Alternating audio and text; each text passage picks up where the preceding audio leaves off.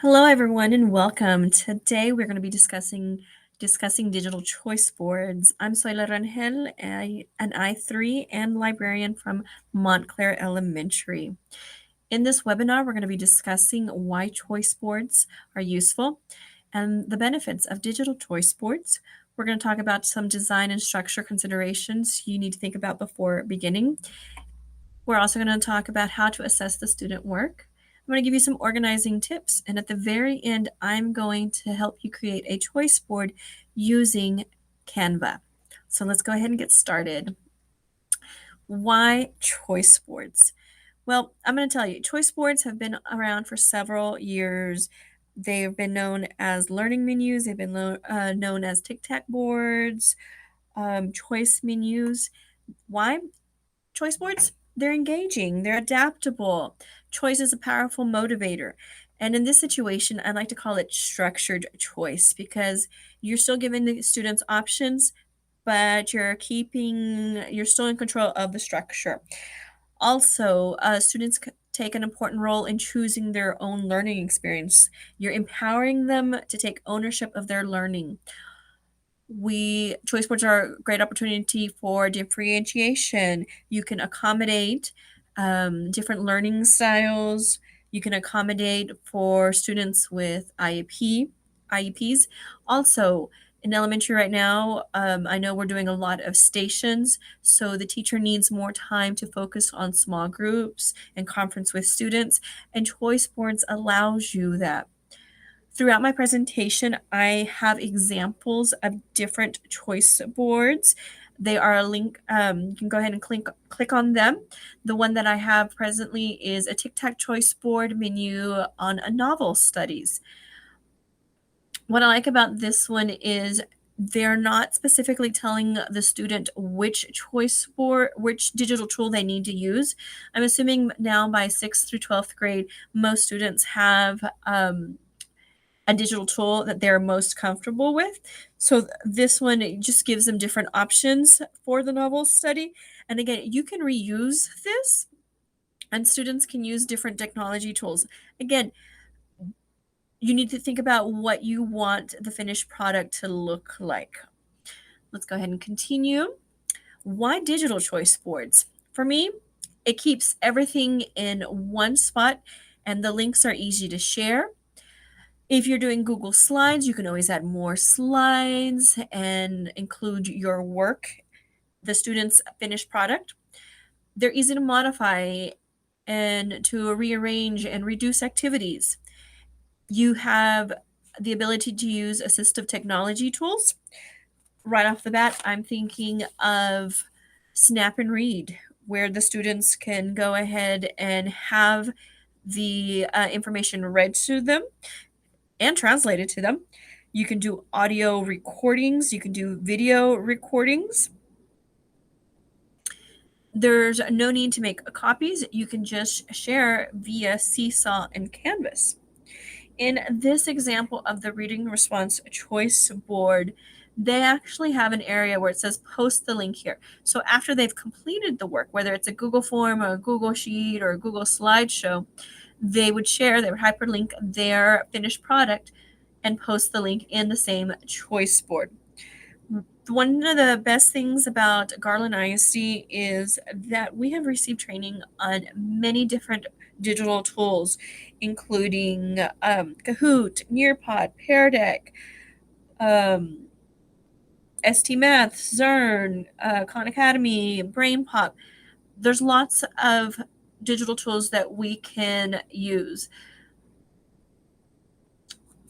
Design considerations, thinking about your structure. How are you going to organize your choice boards?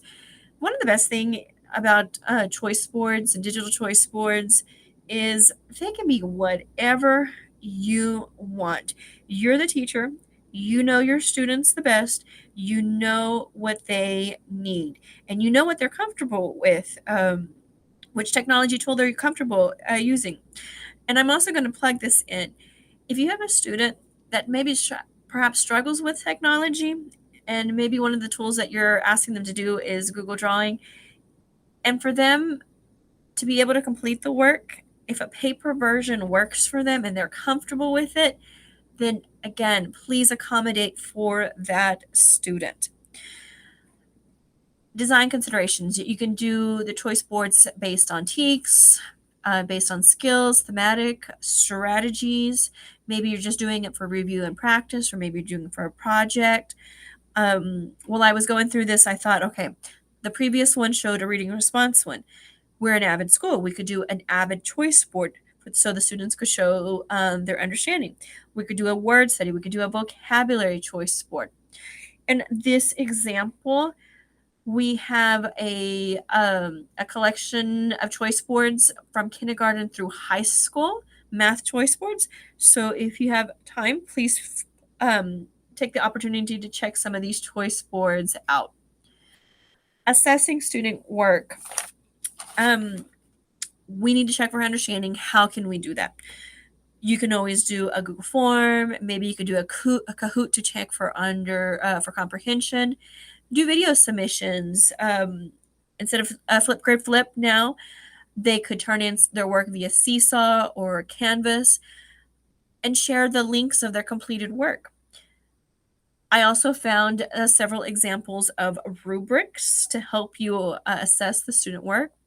And you may already have rubrics from previous activities. So again, maybe just plugging them in so the student already knows, okay, this is how my work how it's going to be graded. Organizing tips. Again, choice boards allow you that flexibility. It really depends on what you want to cover, what they want them to produce. Remember, choice boards are for all grade levels and all subject areas. That's what's so great about them. You can make it whatever you want. Before starting, again, consider how many choices do I want? Do I want to do maybe just give them 2 choices? Do you want to do this or that? Do you want, like on our example, make it cross curriculum and plug in different activities? Maybe if you're self-contained, that would work. Secondary, all right, you're probably just going to focus on one aspect of the curriculum. Think about the different learning modalities that you could utilize, the level of complexity. And again, you know what appeals to your students. All right, we're going to go ahead and continue. I found this on Twitter, and it was talked earlier. I mentioned structured choice, and this teacher, her choice board, they had what the student must do and how many activities they must completed, and after they did their must do, then they had options for what I can do. I've seen several of these in the past. Again, just learning menus, choice menus of, oh, I've done, so what can I do now? In the example, this is not a digital choice board, but I was looking at it and I thought, oh, we can easily make this a digital choice board. For example, the freeze frame, use your face, body, gesture, expression, movement to create a still image of the word. Wonderful. Let's go ahead and take a picture of it, maybe create a flip with it, trying to explain what our picture shows. Drawings, let's go ahead and practice on some Google Drawings. Flashcards, well, let's go ahead and pull out Google Slide and show the kids how to animate the slide or how to add emotion, maybe bringing in the word first and then the definition. If you're doing a Freyer model, you can always include a picture as well. As a librarian, I love research. So I collected some resources that are available to you. Slides Mania provides free choice board templates that you can use and you can modify for Google Slides and PowerPoint. University of Massachusetts also has digital choice boards that are interactive. Also, digital menus, which is another word for it, Google Slides done by Tommy Spa. And then we have this coaching choice board, which I really liked because it gave you some ideas of what digital tools you could use, like Kahoot, and you could use Edpuzzle, Flip, Quizlet, and Padlet. Again, different resources that are out there. But again, think about what Garland ISD has to offer. We've got a lot of technology tools, and think about how you could utilize that. And if your students are already comfortable with it, even better. I've included a Pinterest choice board menu that I found, and then a link to how to use technology for different learning styles. So you can try to make sure that you include that for your students. All right, what we're going to do is I'm going to switch over to Canvas, and I'm going to show you Canva, my bad, and I'm going to show you how to create a digital choice board. Now, if you have not signed up for the free educator account, I highly recommend it. There's a Canva for education, and it's free, and we get access to all of these different templates. And the great thing about it is that they're easy to modify. I'm most comfortable with Canva, so that's what I'm going to be using today. And once again, I'm going to be honest with you. I don't have time to create something from scratch. And what I'm going to do is I'm going to take something that someone else has already created and modify it to my needs. So what I did is I just in the search bar typed in choice menus, and lots of different choice menus comes up. I'm going to go ahead and just pick the first one. I want to go ahead and customize this template. One of the reasons I like Canva is because you can easily switch things out. For example, the background. I can click on the background. I don't want that lime green color. Maybe I want to do a blue background. Or I can go to elements, and let's say I'm going to do a fall scene, a fall thematic choice board. I can easily bring up a fall background and plug that into the back. I can, most of the time, it lets me just put it in the back. Oh, you know what? That is a video, so I don't want a video. I just want a plain, simple background. I can go ahead and delete that by clicking on the trash can. Let me try this one. Maybe that one. Did you see how it kind of wanted to pop it in the middle? That's what I want. I'm too fast sometimes. I'll just send it to the back. That might be a little too big. And then I click on it, and I'm going to send that to the back. Not crazy about it, but it's okay. I can easily take away elements by deleting them. For me, when I present this in Canvas, I like to resize it. So I can go up to resize and make it an 11 by 8.5. So when I'm presenting it on the Chromebooks, or the students are looking at it in the Chromebooks, they can kind of see it all together. One of the reasons I like Canva a lot is because I can easily modify, like this table that they created. I can just stretch it out. I can click on the boxes. I'm trying to click on all of the boxes. Sometimes, let's see. Nope. Still don't want it. There we go. I'm going through and clicking all of the boxes. And then I'm going to just left click. I can size the rows evenly, which those are still equal, or I can do it for the columns. And that's what I want to do. And there you go. Now my columns are equal. It looks a lot cleaner. When I'm moving something in Canva, I get that little line in the middle, which tells me that, okay, it's centered. If I need to move it down a little bit more, depending on what I want to do, it gives me an idea and tells me, hey, this is centered, this is not centered. All right, so what I want to do is, give me one moment, I'm sorry, is I want to go ahead and change a couple of things. For example, this is going to be, I'm going to call it my library choice board. I can easily go in and just type over. I may give them the instructions right here and say, choose three activities, if I can type. 3 activities, and I'll leave it at that. Leave 3 activities. All right.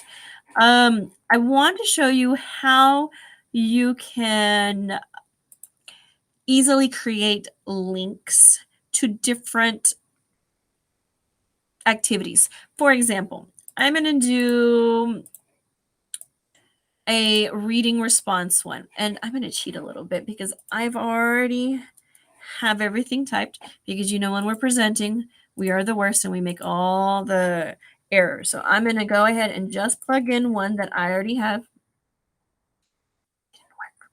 Let me try one more time. I may have to just type it in. So I'm going to do a reading response one. And then what I'm asking the students is to use a graphic organizer that I'm going to link, and then go to a Jamboard that I'm also going to link. There we go. Now it worked. So the graphic organizer can be pretty much anything. So if you, for example, I have this Freyer model that for vocabulary. This Freyer model is just made on a Google slide, and I have where the kids could type in. Maybe I want them to choose 3 vocabulary words and create this, and then I don't know, link it on a Jamboard. I think my example, to tell you the truth, let me go back to it, is after reading, use this graphic organizer to reflect and click on the Jamboard link. All right, so I'm going to go to my Jamboard link, and I'm going to share the link. For easy, sometimes it's easier for me just to do it with anyone with the link. So I'm going to copy that link. I'm going to go back to my template, and I want them to go onto the Jamboard link and reflect. So I click the Jamboard link. On the top over here, I have the link button, and then I just paste in the link. So now that is a link for the students that they can go in. So they can use the graphic organizer, or I think I even had on a sticky note, 3 things you learned. Don't forget to add your name on one of the sticky notes. So easy to link it to a Jamboard. Another example you could do is, so I talked about making connections. I'm going to do this one to a flip. Again, I'm cheating a little because I've already typed it out. So this is what takes me forever. I like it to look perfect. I like everything to look the same. So, and I'm a little, there we go. Perfect. So this one says, use the making connection slide to focus on, like, if you're focusing on text to self or text to text or text to word.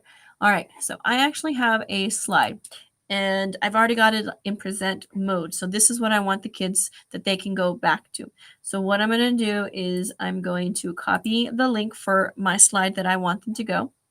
And I'm going to go back to making connection slide.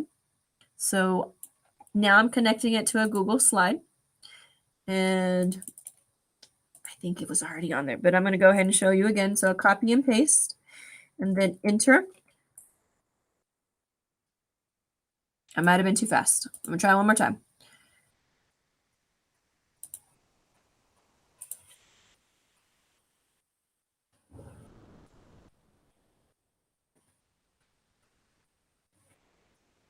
Okay, so sorry, someone walked in. So I'm going to do, I've connected it, and I know I've connected it because it's underlined.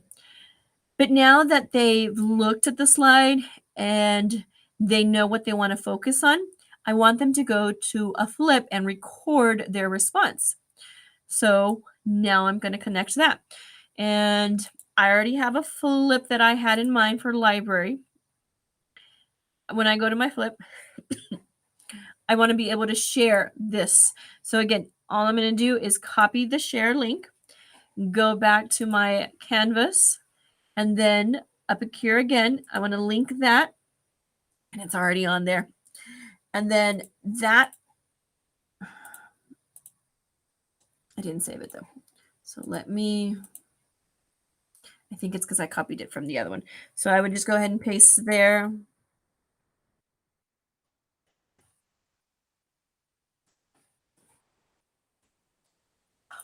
It changed my writing. I'm sorry. Then go to flip and record.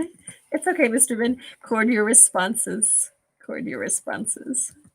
I'm going to try that one more time. 3rd time's the charm. Flip and record your responses. link. There we go. Let me go back and copy that link just one more time to make sure.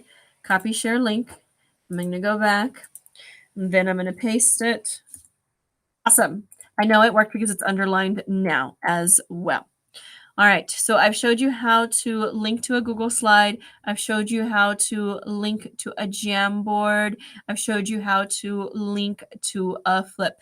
Most of the things that we utilize provide the links for you. I had mentioned earlier how easy it is to manipulate using Canva.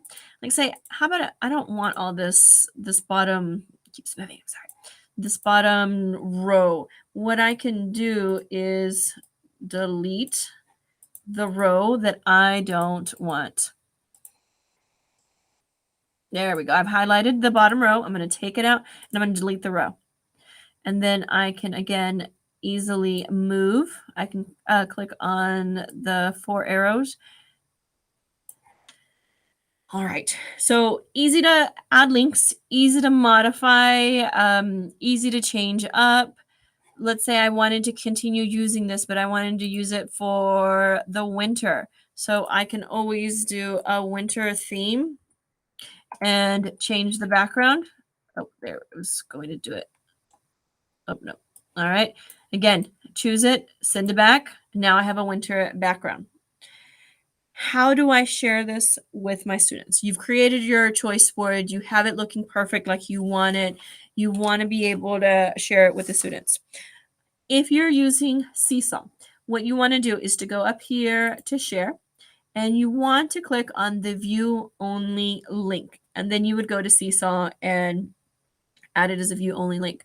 Now, if you're utilizing Canvas, then I would go down to more, and there is an embed code.